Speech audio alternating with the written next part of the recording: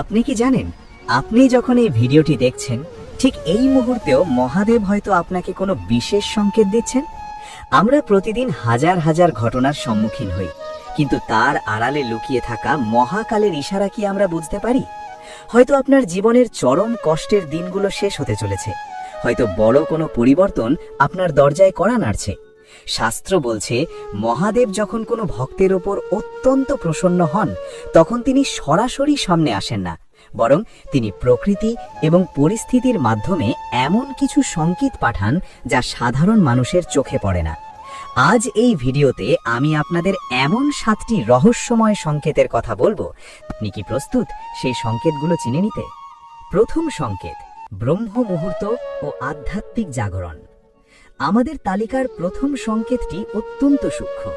আপনি কি ইদানিং লক্ষ্য করেছেন যে কোনো অ্যালার্ম ছাড়াই রাত 3টে থেকে ভোর 5টার মধ্যে আপনার ঘুম ভেঙে যাচ্ছে? শাস্ত্র মতে এই সময়টি হলো ব্রহ্ম মুহূর্ত। যদি কোনো বিশেষ কারণ ছাড়াই আপনার ঘুম এই সময় ভেঙে যায় এবং আপনার মনে কোনো ভয় নয়, বরং এক অদ্ভুত শান্তি অনুভূত হয়, তবে বুঝবেন মহাদেব আপনাকে ডাকছেন।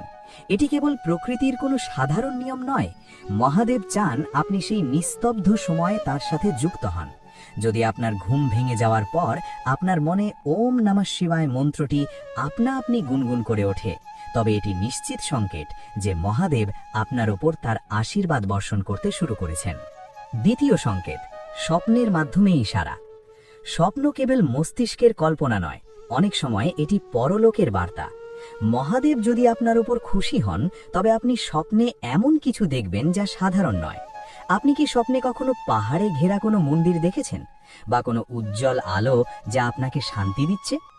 শাস্ত্র অনুযায়ী স্বপ্নে শিবলিঙ্গ দেখা, নন্দী বৃষভকে দেখা কিংবা সাপের দর্শন পাওয়া, এগুলো অত্যন্ত শুভ সংকেত।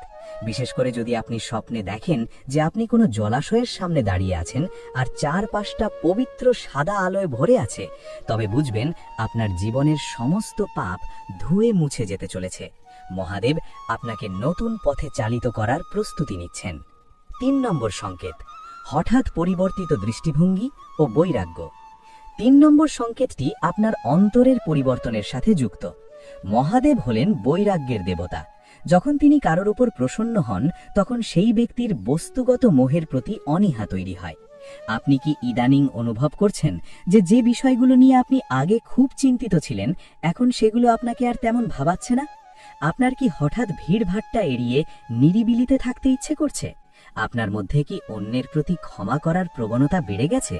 যদি আপনার রাগ কমে যায় এবং আপনি সব পরিস্থিতিতে ধীর স্থির হতে শুরু করেন, তবে জানবেন আপনার ভেতরে মহাদেবের শিবত্ব জাগ্রত হচ্ছে।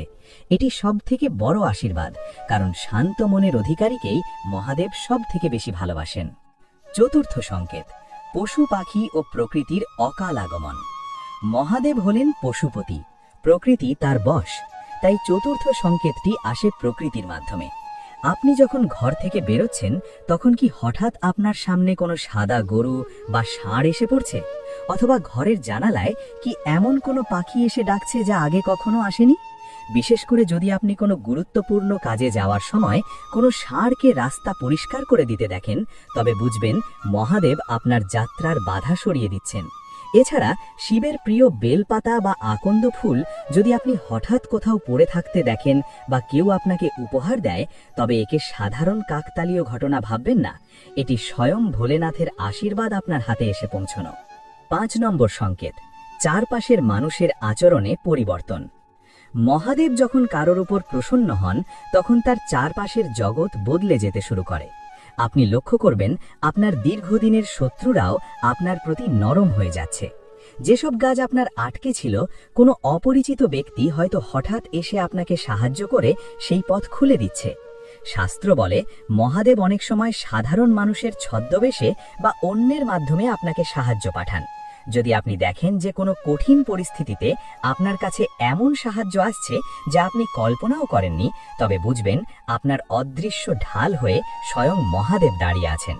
আপনার সম্মান হঠাৎ বৃদ্ধি